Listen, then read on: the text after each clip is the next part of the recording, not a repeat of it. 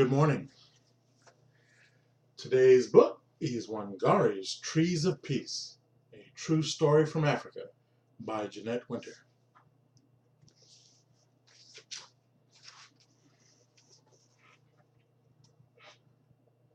Wangari lives under an umbrella of green trees in the shadow of Mount Kenya in Africa.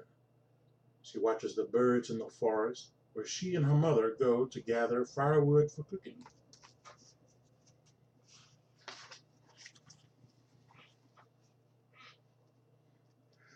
And she helps harvest the sweet potatoes, sugarcane, and maize from the rich soil.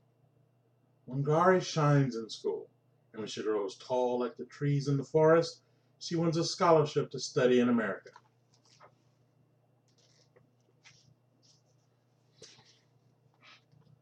Six years later, her studies over, Wangari returns to her Kenya home to see a change. What has happened, she wonders. Where are the trees? Wangari sees women bent over from hauling firewood miles and miles from home. She sees barren land where no crops grow. And where are the birds?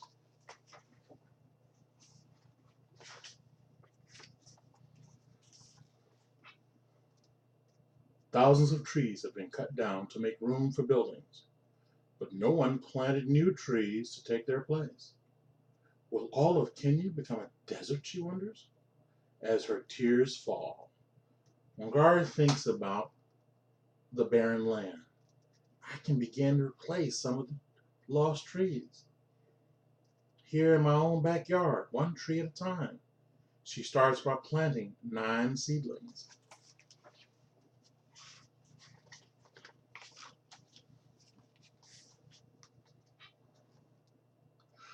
Watching the seedlings take root gives Wangari an idea to plant more, to start a farm for baby trees, a nursery. In an open space, she plants row after row of tiny trees. Next, Wangari convinced the village women that planting trees is a good thing. She gives each one a seedling.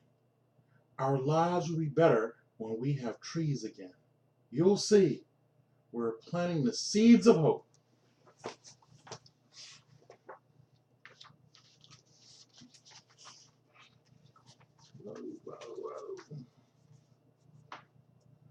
The women spread out over the village, planting tiny trees in long rows, like a green belt stretching over the land.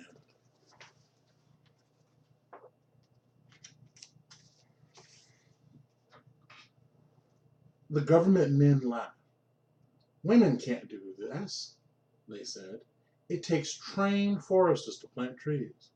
The women ignore the laughter and keep planting. Wangari pays them a small amount for each seedling still living after 3 months, their first earnings ever.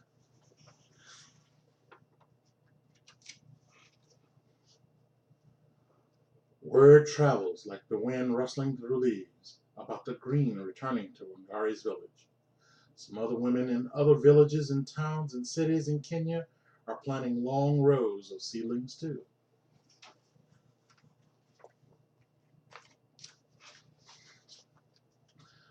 But the cutting continues.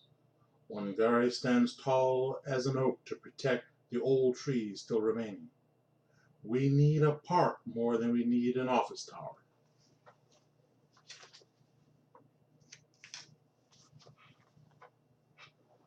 The government men disagree. Wangari blocks their way, so they hit her with clubs. They call her a troublemaker and put her in jail. And still she stands tall. Right is right, even if you're alone. And that is the truth. But Wangari is not alone. Talk of trees spread all over Africa, like ripples in Lake Victoria. More women hear the talk and plant even more seedlings in longer and longer rows. The seedlings take root and grow tall until there are over 30 million trees where there were none.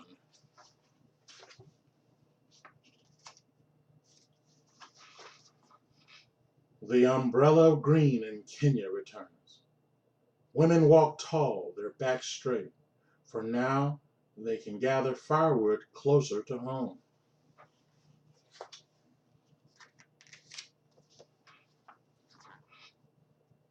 The land is no longer barren.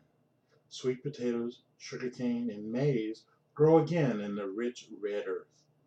The whole world hears of Wangari's trees and her army of women who planted them.